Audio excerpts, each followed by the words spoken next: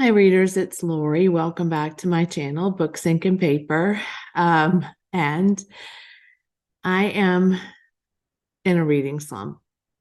Like it's a bad one. And it's not even really a slump. I can't really describe it. So I think I mentioned the other day in a video that I got really sick last week from when I'm filming this, and probably will post it. And I was sick for several days. I was just completely out of it. And I couldn't really read. I could listen a little bit to an audiobook, but not a lot. I just was out. Like I don't even know what it was. And there was no real explaining it. Although the doctor thought that I had a virus, it didn't have those kinds of symptoms like a cold virus, she thought.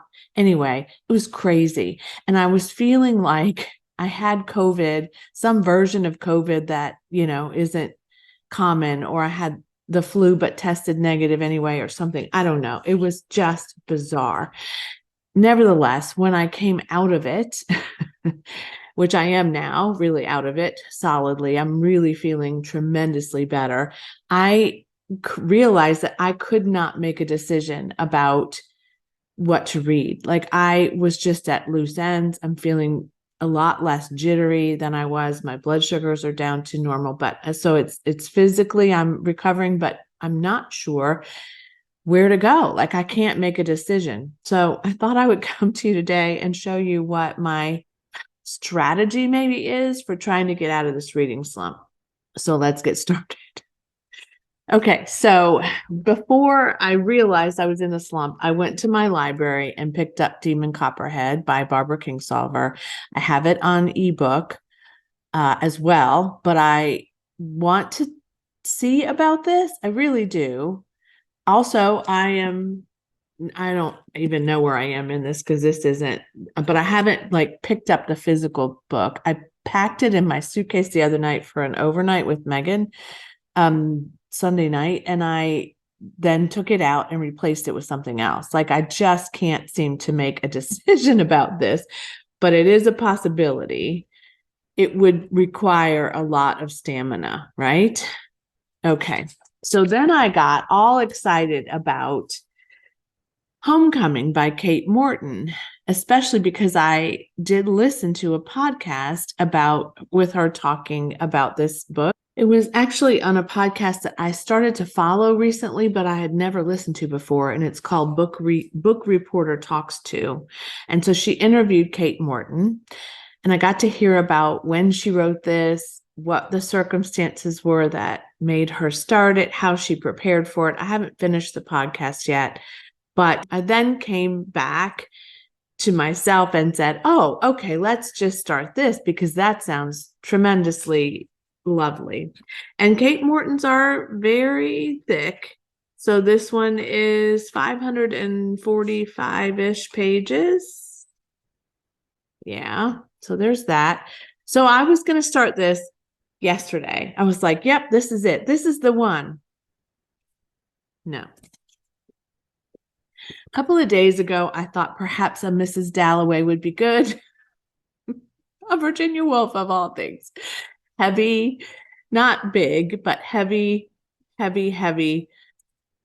Just I don't know, but it's a classic, so that would be something different than the genres I've been reading lately. So I thought about that, and I was like, oh, I could read this, and I could read The Hours, which is something I do want to do, and it's a kind of a concept video for me, perhaps in the future.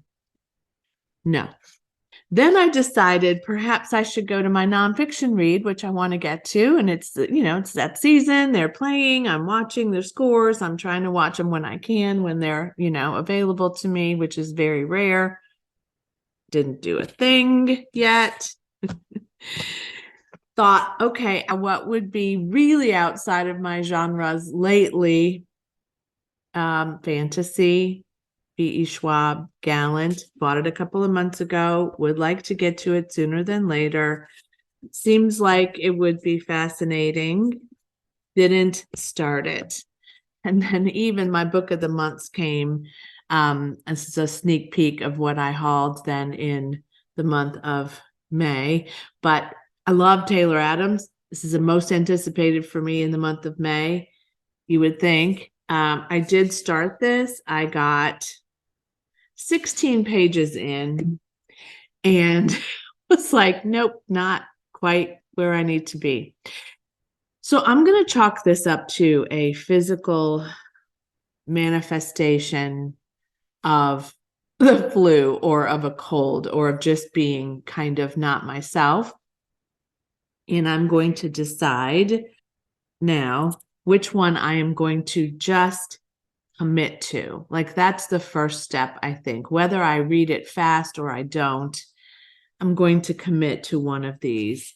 I am listening to The House in the Cerulean Sea. Also a spoiler for May, possibly for books I finish in May. I'm not going very fast at it though, and I'm not enjoying it really, which is interesting to me because I was certain that I would. So I'm going to commit to one of these now.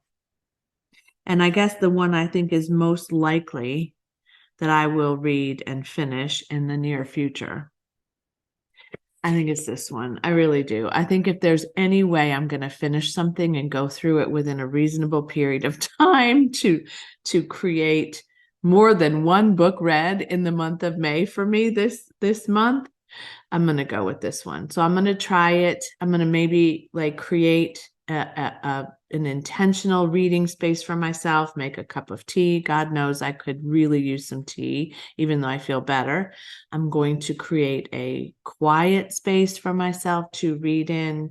I'm going to maybe set a timer, like perhaps if I convince my brain that if I just read for 15 minutes at a time or even 30 minutes at a time, that will kind of reinvigorate this. I don't know, but that's what I'm going to try to do. Let me know in the comments below, though, what you do when you have a reading slump or when you're just all over the place, essentially, also like I am at the moment, because this is it's not, I can't say it's not happened before, but it hasn't happened in a really long time. And it's usually caused by a great amount of work stress or just a lot of things going on in my life. But in this case, it's very different because I had days and days where I couldn't do anything but lay down and sleep and could have read, even, read, sleep, and just didn't. I just did not. So some things got to change for me. And hopefully this video and just thinking this through with you will help. And thinking it through with myself earlier this morning. So we're going to do it. We're going to pick up Taylor Adams and then we'll see what happens after that. And maybe I'll leave this stack kind of intact for a little bit so that I can say, okay, which one, like don't add any more, right? Do not add any more. Which one is the next one? That's the goal, I guess. We'll see. Thanks for watching. Thanks for hopefully your comments about this. That would be very, very useful to me, how you get out of a reading slump. Ooh, or how you get out of a reading fugue. I'm just not even sure what this really is, but I'm going to get out of it. I feel certain of it. I've survived reading slumps before. I'll survive this one. Also curious, tell me which one you would have picked for yourself. I'm just curious. Yeah, I really would like to know that. So let me know that in the comments below too. But thanks for watching. Hope you're all well. Hope you're not in a reading slump. And as always, happy reading. Bye.